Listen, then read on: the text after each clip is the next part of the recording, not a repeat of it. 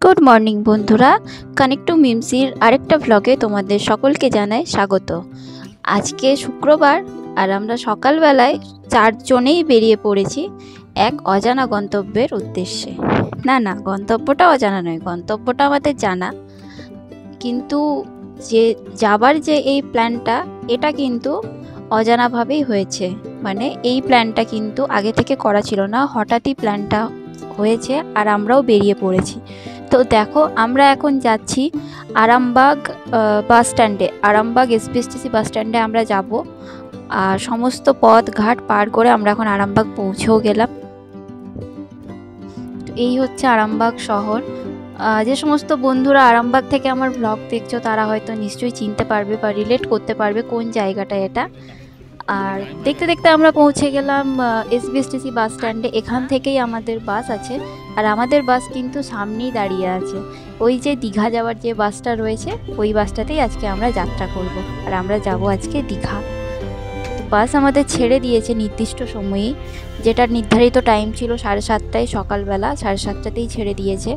আর আমরাও উঠে বসে গেছি, সিট ফিট ভালোভাবেই অ্যারেঞ্জ করে নিয়েছি। কিন্তু গরম খুব, এখানে এত গরম লাগছে। আর তারপরে এই ভারী ভারী কানেরগুলোতে বাইরে থেকে যখন হাওয়াটা লাগছে না, কানেরটা পুরো দুলছে আর কানে খুব ব্যথা হচ্ছে। তো দেখতে দেখতে আমরা বাস ছেড়েও দিল বাস স্ট্যান্ড থেকে, আর বাস স্ট্যান্ড থেকে অনেকটা দূরে চলে এসেছি। এখন আমরা যাচ্ছি কামারপুকুরে। তো কামারপুকুর জায়গাটা তো অনেকেই জানো কি জন্য বিখ্যাত, আমি আর বললাম না, আর নতুন করে বললাম না, কারণ সবাই জানো যে কামারপুকুর কেন বিখ্যাত। আর এরই মাঝে কামারপুকুর থেকে আসার পথে ঘুমিয়ে পড়েছিলাম, আর চোখ যখন খুললো তখন আমরা মেদিনীপুরে চলে এসেছি। মেদিনীপুরে এখানে লালুর চপ সেন্টারে বাসটা দাঁড়িয়েছিল, আর এখান থেকেই খানিকটা চপ আর মুড়ি নিয়ে নিলাম প্রাতরাশের জন্য। আর তারপরে আবার রওনা দিলাম আমাদের গন্তব্যের উদ্দেশ্যে। তো দেখতেই পাচ্ছ আমাদের বাস এখন এগিয়ে যাচ্ছে পূর্ব মেদিনীপুরের বুক চিরে। আর সম্ভবত এই জায়গাটা হয়তো নাচিন্দার আগের কোনো একটা জায়গা হবে। একটু পরেই আমরা পৌঁছে যাব দীঘাতে। আর দীঘা নিয়ে কি বলবো, দীঘা আমার খুবই একটা মানে স্বপ্নের একটা ডেস্টিনেশন, কারণ অ্যাজ এ বাঙালি দীঘা আমাদের কাছে গর্ব। আর একটা জিনিস না বললেই নয়, বা বলতে খুবই খারাপ লাগছে যে আমি এর আগে কখনো দীঘা যাইনি, এটা আমার ফার্স্ট টাইম দীঘা। আর দেখতে দেখতে আমরা দীঘার পৌঁছেও গেলাম। দেখো গেটটা, দীঘার গেট যতটা পেরেছি আমি তোলার চেষ্টা করেছি, খুব সুন্দর, কিন্তু আমি তো খুব খুশি হয়েছি এখানে এসে।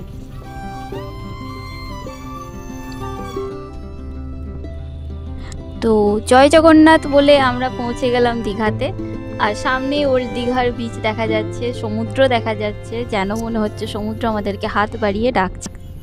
হাই এভরিওয়ান, তো আমি অনন্যা।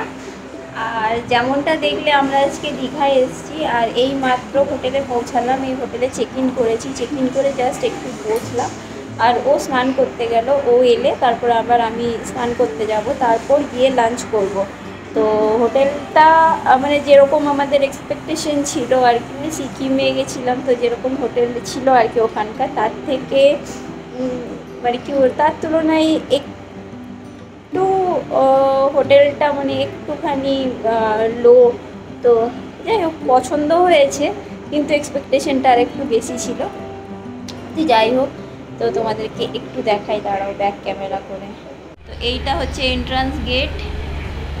এখানে টিভি ক্যাবিনেট, টিভিতে আইপিএল চলছে। এখানে মিরর আছে, ওখানে ওয়ার্ড্রপ, এখানে একটা সেন্টার টেবিল আর সোফা আছে। এই সাইডটায় ব্যালকনি আছে, আমি ব্যালকনিতে নিয়ে যাব তোমাদেরকে। আর ওয়ালটার কাজটা সুন্দর। এসিটা জানি না কি এটার সিস্টেমটা, আমি এটাকে চেঞ্জ করছি টেম্পারেচারটা একটু কম করছি, কিন্তু ওটা অটোমেটিক্যালি 26-এ সেট হয়ে যাচ্ছে, কেন হচ্ছে জানি না সেটা। তো ব্যালকনিতে নিয়ে যাই তোমাদের।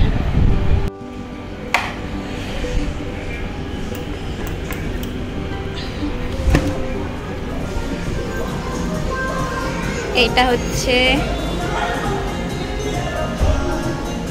ব্যালকনি, এখানে নিচে পুল পার্টি চলছে। আর পুল আছে।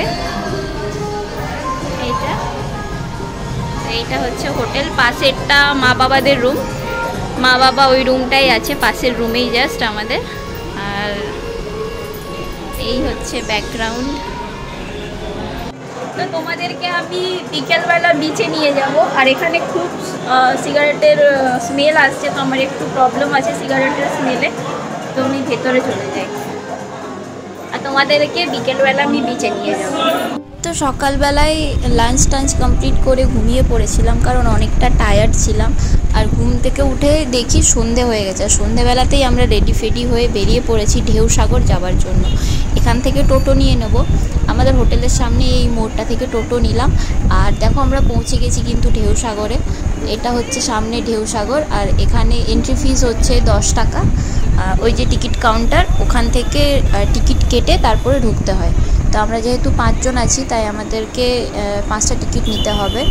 আর জিৎ গেল টিকিট কাটতে, জিৎ আর বাবা দুজনে গেল, ওখান থেকে টিকিট কালেক্ট করে তারপর আমরা এন্ট্রি করব।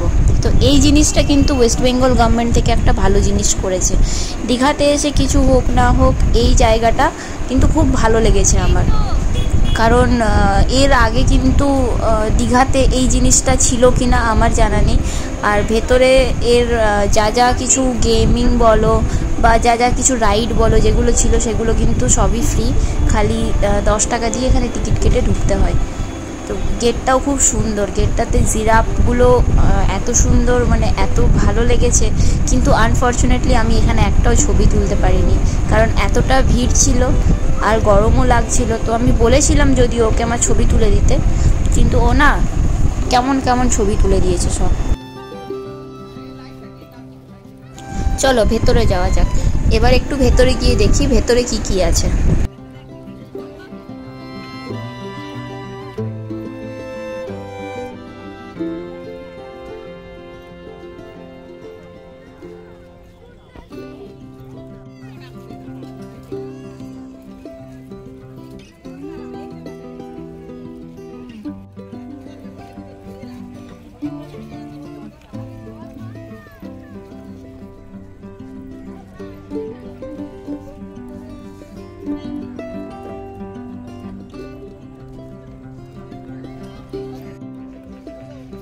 তো এই পার্কের এই যে এই জায়গাটা দেখছো, এই জায়গাটাতে কিন্তু অনেক কিছু খাবারের দোকান আছে, ছোট ছোট দোকানগুলো।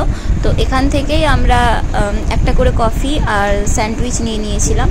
তো সেগুলো খাবার দাবার খেয়ে তারপরে আমরা আর একটু ভেতরের দিকে এবার যাব। তো আমাদের খাওয়া দাওয়া কিন্তু কমপ্লিট হয়ে গেছে। আর অনেকটাই সকালবেলা লাঞ্চ করে নিয়েছি, তো প্রায় 1টা-1.5টার সময়, জন্য খিদেটাও পেয়ে গেছিলো। আর সামনের লাইটিংয়ের কাজগুলো কিন্তু অসাধারণ, আমার কিন্তু খুব ভালো লেগেছে।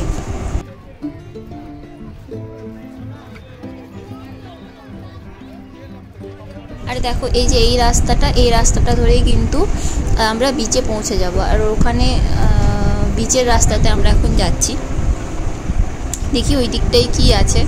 তবে একটা কথা বলার নয়, আমাদের দীঘা কিন্তু অনেক ডেভেলপ করেছে আগের থেকে। আর এজন্য আমি ওয়েস্ট বেঙ্গল গভর্নমেন্টকে অনেক ধন্যবাদ জানাই যে এত সুন্দর একটা জায়গা আমাদের ওয়েস্ট বেঙ্গলবাসীকে উপহার দেওয়ার জন্য। আর এই সামনে দেখছো এই রেস্টুরেন্টটা, এটা মনে হয় একটা রেস্টুরেন্ট। আর এখানে অনবরত গান হচ্ছিল। কিন্তু একটা জিনিস আমার যে জায়গায় একটু খারাপ লেগেছে, সেটা হচ্ছে যে যেহেতু এটা বেঙ্গলের মধ্যে পড়ে দীঘাটা, তো এখানে বেঙ্গলি গান বাজানো উচিত ছিল, কিন্তু এখানে কন্টিনিউ হিন্দি গান হচ্ছিল। তো যাই হোক, যেটা যার রুচি।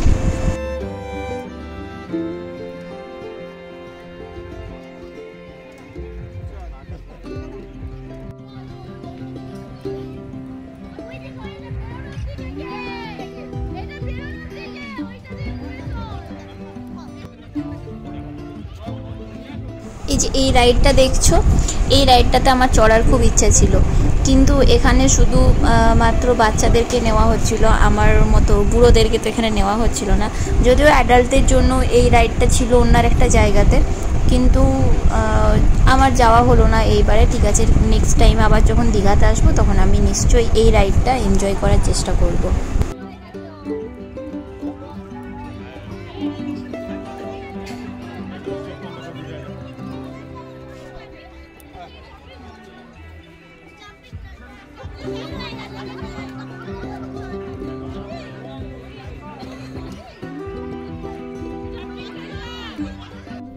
ঢেউসাগর থেকে তো আমরা বেরিয়ে গেলাম, আর বেরিয়ে গিয়ে এই বিচের যে মেরিন ড্রাইভের রাস্তাটা, এই রাস্তাটাতে কিন্তু অনেক কিছু জিনিস বসেছিল নিয়ে, লাইক খেলনা, নানা রকমের গয়না, মুক্তোর ক্লিপ, ঘর সাজানোর জিনিসপত্র, কানের, অনেক কিছু ছিল, সিঁদুর কৌটো। তো এই জিনিসগুলোই আমরা দেখছিলাম। আর যদি কিছু পছন্দ হয় তাহলে এখান থেকে হয়তো টুকটাক কিছু নিয়ে শপিংও করে নেবো। তো এখন তোমাদের কেমন লাগছে আমাকে একটু জানিও, কোন জিনিসটা ভালো লাগছে। আর নেওয়া তো হয়ে গেছে অনেকক্ষণই, খিদে পেয়ে গেছিলো। আর এখানেই দেখতে পেয়ে গেলাম আলু কাবলি বিক্রি হচ্ছিল, আলু কাবলি পাপড়ি চাট। তো আমার তো এই দুটো জিনিস খেতে খুবই ভালো লাগে। তো তাড়াতাড়ি করে আমি একটা প্লেট পাপড়ি চাট আর একটা প্লেট আলু কাবলি নিয়ে নিলাম। পাপড়ি চাট রেডি হয়ে গেছে।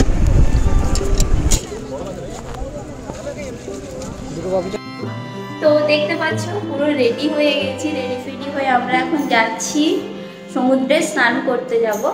আর কালকে যেহেতু অনেক সন্ধ্যাবেলা করে এসেছিলাম, তাই সমুদ্রে যাওয়া হয়নি। এখন যাচ্ছি আমরা সমুদ্রে স্নান করতে। আমরা বেরিয়ে পড়েছি স্নান করতে যাওয়ার জন্য, এখন রাস্তায় হাঁটছি।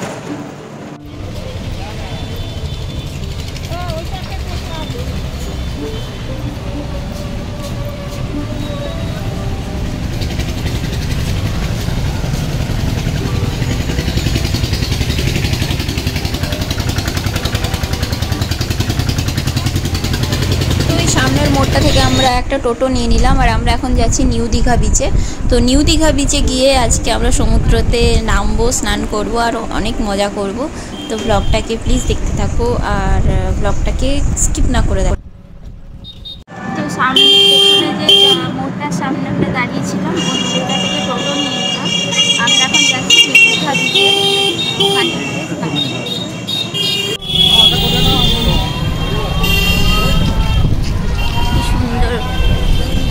এইগুলো সব এক একটা ঝাউ গাছগুলোকে এত সুন্দর করে কাটিং করেছে।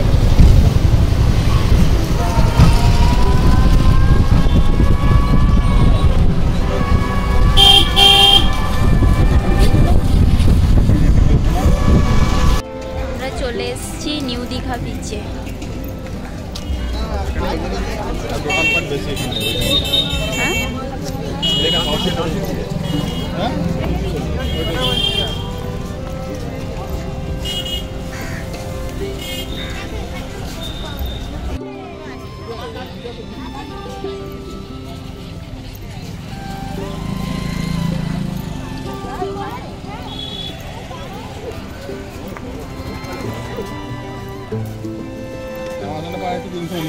এখানে লাভটা কি? আমাদের 319 টাকা পাওয়া যাচ্ছে।